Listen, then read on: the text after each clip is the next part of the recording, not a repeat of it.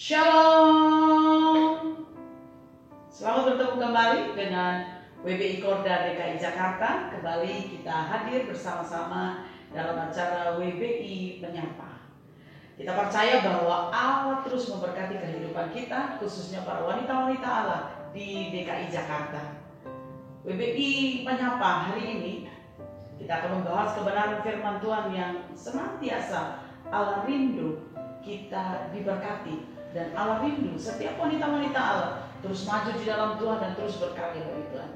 Puji nama Tuhan. Baik, hari ini saya akan menyampaikan kebenaran firman Tuhan.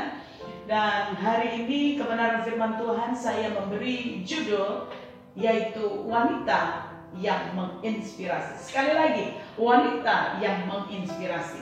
Nah, kata menginspirasi itu sendiri adalah sebuah kata yang sering kali kita dengar. Tetapi arti sebenarnya adalah kalimat ini membuat kita terinspirasi atau artinya memotivasi kita, membuat seseorang merasakan energi positif. Ya, melihat energi positif, merasakan energi positif dan membuat seseorang melewati hari-harinya itu dengan luar biasa. Kenapa? Karena terinspirasi oleh sesuatu hal yang luar biasa mungkin pada waktu dia terima. Nah, oleh sebab itu saya rindu wanita-wanita Allah yang diberkati oleh Tuhan. Jadilah wanita-wanita hadir di tengah-tengah kehidupan hari-hari ini yang begitu sulit, apalagi dalam masa-masa pandemi. Jadilah wanita yang menginspirasi, artinya wanita yang memotivasi, wanita yang membawa pengaruh. Wanita yang membawa pengaruh kepada sekeliling, dimulai dari keluarga kita tentunya. Dan kemudian orang lain sekeliling kita, orang banyak diberkati dengan kehadiran kita. Nah, hari ini kita akan belajar dari seorang wanita yang kisahnya dicatat dengan jelas dalam Alkitab. Siapa nama wanita itu? Yes, Esther. Mari kita buka Alkitab kita dalam Esther 2 ayat yang ke-7. Kita akan baca sama-sama. Esther 2 ayat 7. Alkitab berkata begini. Mordekai itu pengasuh Hadasa. Hadasa itu siapa? Yakni Esther, anak saudara ayahnya. Sebab anak itu tidak beribu bapa lagi. Gadis itu elok perawakannya dan cantik parasnya. Ketika ibu bapaknya mati, ia diangkat sebagai anak oleh Mordekai. Ya. Jadi Mordekai mengangkat Esther menjadi anaknya. Ada apa dengan Esther? Ternyata kita mencatat elok perawakannya, cantik parasnya. Kalau kita melihat ya wanita-wanita yang diberkati Tuhan, jadi bagaimana menjadi wanita yang menginspirasi? Apa yang kita bisa pelajari dari kehidupan Esther? Mari kita lihat sama-sama. Ternyata yang pertama yang perlu kita cermati, yang perlu kita renungkan dari kehidupan Esther adalah Esther memiliki kecantikan hidup. Jadi artinya ada dua kecantikan yang dimiliki oleh Esther. Yang pertama, Esther benar-benar memperhatikan kecantikan batiniah. Dan yang kedua, Esther juga benar-benar memperhatikan kecantikan lahiriah atau jasmani. Jadi kedua hal ini tidak boleh kita tinggalkan sebagai seorang wanita yang ingin menginspirasi, yang ingin membawa pengaruh, yang ingin memotivasi wanita-wanita lain. Jangan lupa, mari sama-sama memperhatikan kecantikan hidup kita. Apa itu wanita? Kecantikan adalah memperhatikan kecantikan batiniah kita, memperhatikan kecantikan lahiriah kita. Nah, tentunya Allah menginginkan kita menjadi wanita-wanita yang takut akan Tuhan. Kalau engkau wanita yang takut akan Tuhan, engkau sedang memperhatikan kecantikan batin. Karena itu yang tersembunyi. Hanya Allah dan saudara yang tahu bagaimana duduk diam di bawah kaki. Memuji menyembah Tuhan, merenungkan firman Tuhan, dekat dengan Tuhan. Seperti Maria mengambil bagian yang terbaik, bukan seperti Marta terlalu sibuk.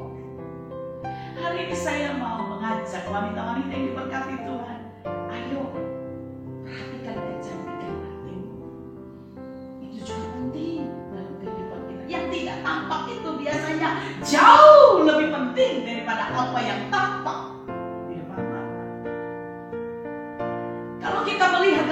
pasal 15 ayat 13, hati yang gembira membuat muka berseri-seri. Gembira karena siapa? Gembira karena harta? Gembira karena orang punya wajah yang cantik? Atau gembira orang punya segala sesuatu fasilitas? Bukan karena itu. Alkitab berkata hati yang gembira membuat muka berseri-seri, tetapi kepedihan hati mematahkan semangat. Artinya kalau engkau gembira karena Tuhan, wow, itu luar biasa, membuat wajahmu berseri-seri. Mungkin engkau tidak punya make up yang begitu mahal, tetapi kalau engkau memiliki Tuhan, engkau sungguh-sungguh takut akan Tuhan, maka Tuhan membuat hidupmu bahagia dari dalam hidupmu. Wanita-wanita yang diberkati oleh Tuhan, maka ternyata Lady Blasinton menyimak hal ini. Dia berkata begini, tidak ada kosmetik untuk memperoleh kecantikan selain happy, selain kebahagiaan yang datang dari Tuhan.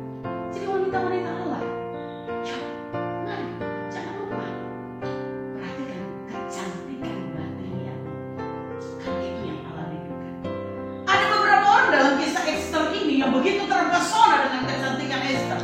Bukan saja kecantikan secara lahiriah, tetapi bagaimana ketika mereka dekat dengan Esther, tahu persis bahwa wanita ini luar biasa cantiknya. Saya mau berkata kepada setiap kita, kalau engkau sudah memperhatikan kecantikan lahiriah, yang pertama rajin mandi. Wanita-wanita Allah jangan sampai gak rajin mandi. Oh pandemi ya udahlah gak usah mandi. Ayo perhatikan, mungkin itu bagian kecil, tapi itu bagian kecantikan lahiriah. Jadi kalau kita rajin mandi, kita gosok gigi, cantik gitu ya, bersih gitu, dekat dengan orang lain juga orang nggak geli, orang nggak menjauh. Kenapa? Karena kita memperhati kecantikan lahiriah. Dalam Alkitab, di dalam Esther 2 ayat 9, Hegai begitu terpesona dengan kecantikan Esther. Dia berkata gadis itu sangat baik pada pemandangannya dan menimbulkan kasih. Wow, luar biasa. Bukan hanya Hegai, tetapi Mordekai juga tiap-tiap hari dalam Esther 2 ayat 11. Mordekai itu bolak-balik ingin melihat bagaimana keadaan Esther. Kenapa? Karena dia mengasihi Esther dengan luar biasa. Pada waktu itu juga dicatat dalam Esther 2 ayat 15. Ketika Esther masuk, maka Esther dapat menimbulkan kasih sayang pada semua orang. Sekali lagi, pada semua orang yang melihat dia. Bukan hanya Hegai, bukan hanya Mordekai, tetapi semua orang, termasuk mungkin wanita-wanita cantik yang ada dalam perawatan untuk menghadap raja, juga begitu terpesona dengan apa? Dengan kecantikan kehidupan yang dimiliki Esther. Setelah dia mengadakan persiapan, ternyata raja juga memilih Esther. Artinya Esther menjadi pilihan raja karena dilihat raja wanita ini sungguh sangat berbeda. Dan raja melihat Esther punya kualitas yang lebih dari wanita lain, sehingga Esther dipilih untuk menjadi seorang permasyuri raja. Jadi hari ini saya mau sampaikan, wanita yang menginspirasi adalah wanita yang memiliki kecantikan kehidupan, yaitu kecantikan batinnya dan kecantikan lahirnya. Di dalam ayat Esther 4 ayat 16 di situ, pergilah berkumpullah semua orang Yahudi yang terdapat di Susa dan berpuasalah untuk aku. Janganlah makan dan janganlah minum 3 hari lamanya, baik waktu malam, waktu siang. Aku serta dayang-dayangku akan berpuasa demikian, dan kemudian aku akan masuk menghadap raja, sungguh pun berlawanan dengan undang-undang. Kalau terpaksa aku mati, ini kata Esther, biarlah aku mati. Wow, Esther mencerminkan wanita yang berbeda ketika dia menghadapi persoalan pada waktu ini. Orang-orang Yahudi akan dimusnahkan, dan itu terdengar sampai Mordekai begitu gemetar, dan dia bertemu dengan Esther. Dia menyampaikan kepada Esther, ternyata orang-orang Yahudi di benteng Susan akan dimusnahkan. Apa yang dilakukan Esther? Dia tidak berteriak, menangis, lapor kepada raja, karena dia permasyuri. Gampang kan tinggal lapor? Enggak. tidak melakukan itu. Yang pertama dia lakukan berpuasa. Jadi yang kedua apa wanita? Esther menginspirasi apa kepada wanita-wanita? Kalau yang pertama Esther menginspirasi kita karena dia memiliki kecantikan kehidupan batin dan lahiriah. Tetapi Esther juga memiliki kerohanian yang dewasa. Dewasa sekali lagi untuk menginspirasi wanita-wanita di luar sana, untuk menginspirasi suami dan anak-anakmu, bahkan orang-orang di sekelilingmu. Jadilah wanita yang dewasa di dalam rohani. Ketika memiliki persoalan, ketika memiliki permasalahan, dia tahu apa yang ia harus lakukan. Sebab itu ada satu yang saya mau sampaikan dalam kalimat ini. Berkata begini, wanita yang dewasa adalah wanita yang mampu menempatkan dirinya dalam setiap situasi di dalam hidupnya. Entah baik atau tidak baik, nyaman atau tidak nyaman, susah atau tidak susah, engkau mampu menempatkan dirimu. Dan Esther memperlihatkan kedewasaan rohani yang hebat.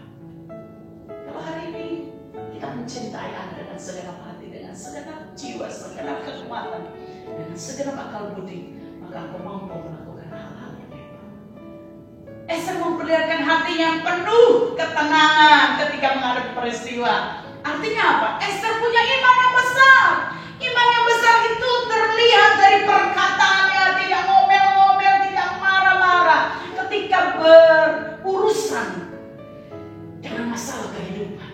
Esther begitu tenang dan memiliki iman yang besar karena terlihat dari perbuatan dan kita puasa semuanya. Esther begitu tenang, imannya begitu besar dari pemikirannya. Kita harus puasa semua, kita harus serahkan kepada Tuhan. Dan Esther tahu tujuannya. Kalau seandainya Tuhan tolong kita, pasti Tuhan tolong. Kalau Tuhan tidak menolong buat, dia akan tetap melakukan yang terbaik. Imannya begitu besar.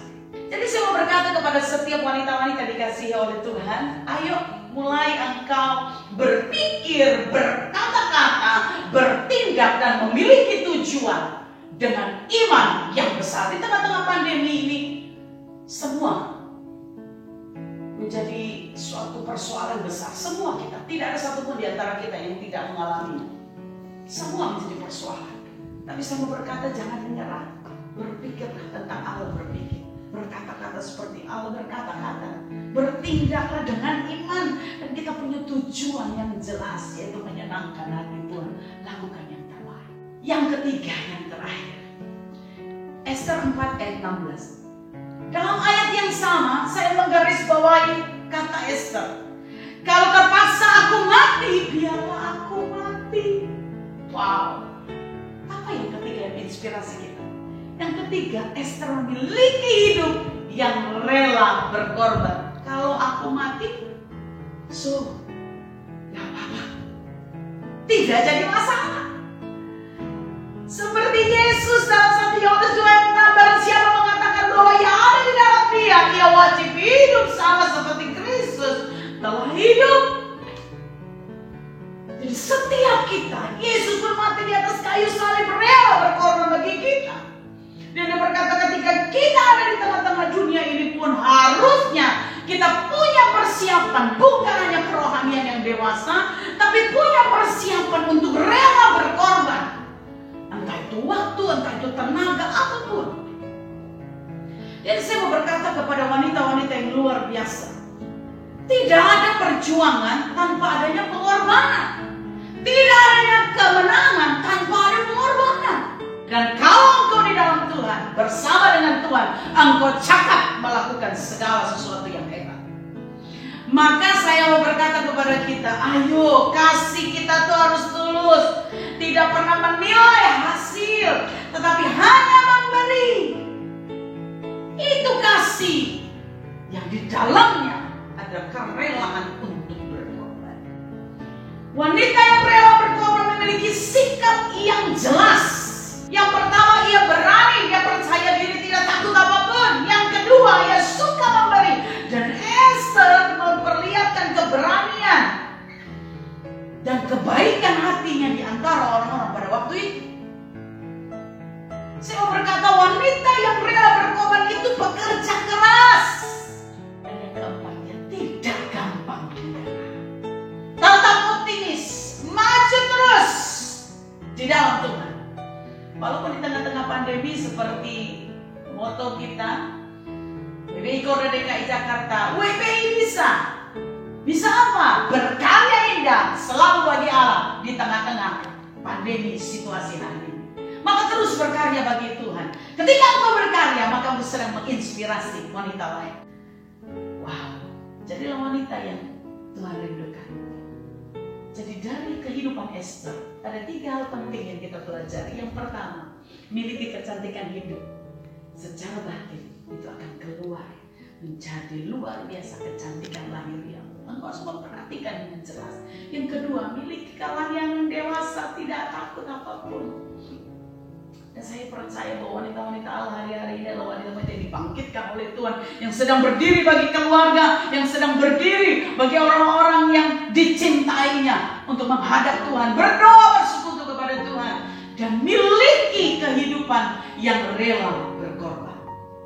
Engkau dinantikan, engkau ditunggu-tunggu, dan jadilah wanita yang menginspirasi. Kiranya Tuhan Yesus memberkati kita semua. Maju terus di dalam Tuhan, wanita-wanita di WBI Korda DKI Jakarta. Haleluya. Sampai bertemu di dalam WBI Menyapa berikutnya.